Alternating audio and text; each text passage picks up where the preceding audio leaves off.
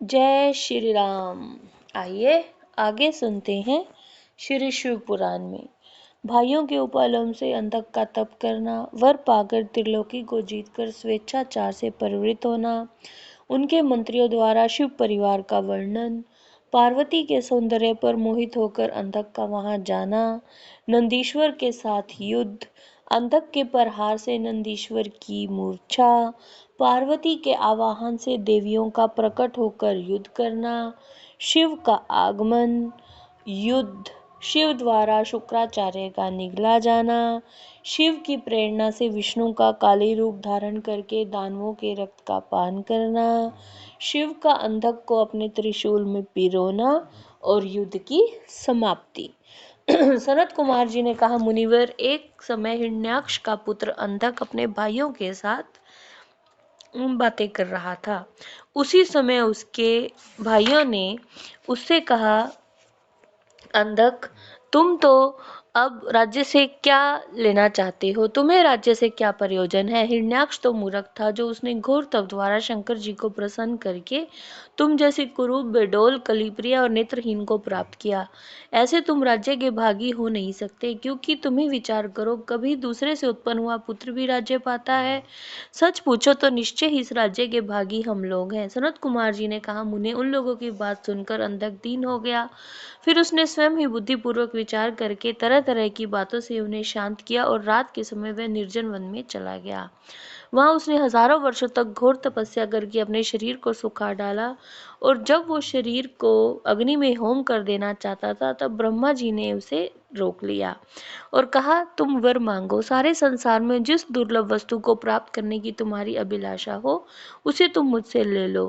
ब्रह्मा जी के वचन को सुनकर वह दैत्य दीनता और नम्रता पूर्वक कहने लगा, भगवान, जिन निष्ठुरों ने मेरा राज्य छीन लिया है, वे सब दैत्य आदि मेरे भृत्य हो जाएं, मुझे दिव्य चक्षु प्राप्त हो जाएं और इंद्र आदि देवता मुझे प्रणाम करें। देवता, दैत्य, गंधर्व, यक्ष, नाग, मनुष्य, दैत्यों के शत्रु नारायण, सर्व में शंकर और अन्य किसी भी प्राणी से मेरी मृत्यु न हो।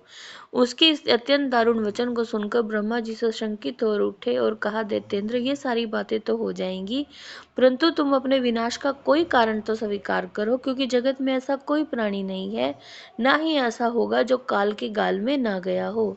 फिर तुम जैसे पुरुषों को तो अत्यंत लंबे जीवन का विचार त्याग देना चाहिए। ब्रह्मा के इस वचन को सुनकर अंधक ने कहा, प्रभु, तीनों कालों में जो उत्तम, मध्यम और नीच होते हैं, उन्हीं में कोई मेरी भी जननी होगी। वह मनुष्य लोक के लिए दुर्लभ और शरीर, मन और वचन से भी अगम्य है।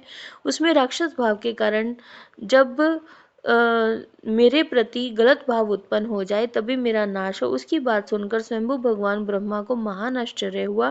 वे शंकर जी के चरण कमलों का स्मरण करने लगे। तब शंभु की आज्ञा पाकर अंधक से कहा, दैत्यवर, तुम जो कुछ चाहते हो वही होगा। अब तुम उठो और अपना अभिष्ट प्राप्त कर सदा वीरों के साथ युद्ध करते रहो। मुनिश, हिरण्याक्ष पुत्र अंधक के शरीर में नसें और हड्डियां ही शेष रह गई थी, और ब्रह्मा के वचन को सुनकर शीघ्र ही भक्ति पूर्वक उन लोकेश्वर के चरणों में लौट गया और बोला, विभो, जब मेरे शरीर में नसें और हड्डियां मात्र ही शेष रह गई हैं, तो भला इस देह से शत्रु सेना में प्रवेश करके मैं कैसे युद्ध करूंगा? अब आप अपने पवित्र चरण अपने हाथ से कर कमल से मेरा चरण स्पर्श करके इस शरीर को मांसल बना दो। सनत कुमार जी ने कहा, महर्षि, अंधक की प्रार्थना सुनकर ब्रह्मा जी ने अपने हाथ से उसके शरीर का स्पर्श किया, और फिर वो मुनियों और सिद्ध समूहों से भली भांति पूजित देवताओं के साथ अपने धाम को चले गए। ब्रह्मा के स्पर्श करते ही दैत्यराज का शरीर भरा पूरा हो गया, उसमें नया बल आ गया और नेत्रों के प्राप्त हो जाने से वह सुंदर दिखने लगा। तब उसने प्रसन्नता पूर्वक अपने नगर में प्रवेश किया। उस समय प्रहलाद आदि श्रेष्ठ दानवों ने जब उसे वरदान प्राप्त करके आया हुआ जाना,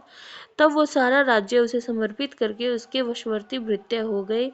तदंतर अंधक सेना और भृत्य वर्ग को सातले स्वर्ग को जीतने के लिए गया। वहां संग्राम में समस्त देवताओं को पराजित करके उसने वज्रधारी इंद्र को अपना करत बना लिया। उसने यत्र तत्र बहुत सी लड़ाइयां लड़कर नागों, संपूर्णों, सुपर्णों, श्रेष्ठ राक्षसों, गंधर्वों, यक्षों, मनुष्यों, बड़े बड़े पर्वतों, वृक्षों, सिंह आदि और समस्त चौपायों को जीत लिया। यहाँ तक कि उसने चराचर त्रिलोकी को भी अपने वश में कर लिया। तदंतर वह रसातल में, भूतल पर, स्वर्ग में जितनी सुंदर रूप वाली नारियां थीं। उनमें से हजारों को, जो अत्यंत दर्शनीय और अपने अनुकूल थी, साथ लेकर विभिन्न पर्वतों पर घूमने लगा। दैत्यराज अंधक सदा दुष्टों का ही संग करता था।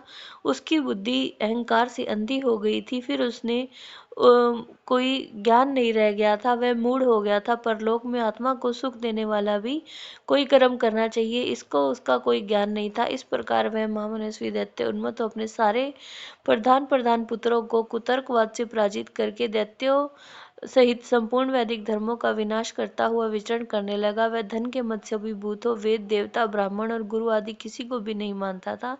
प्रारब्धवश उसकी आयु समाप्त हो चुकी थी, इसलिए वह स्वेच्छाचार में प्रवृत्त हो व्यर्थ ही अपनी आयु के शेष गुण दे दिन गवाता हुआ रमण कर रहा था। उस दानव श्रेष्ठ के 3 मंत्री थे, जिनका नाम था दुर्योधन, वैदस और हस्ती। एक समय उन तीनों ने पर्वत के किसी रमणीय स्थान पर एक परम रूपवती नारी को देखा और हर्षमगन हो मंत्रियों ने राजा से कहा, जय श्री राम।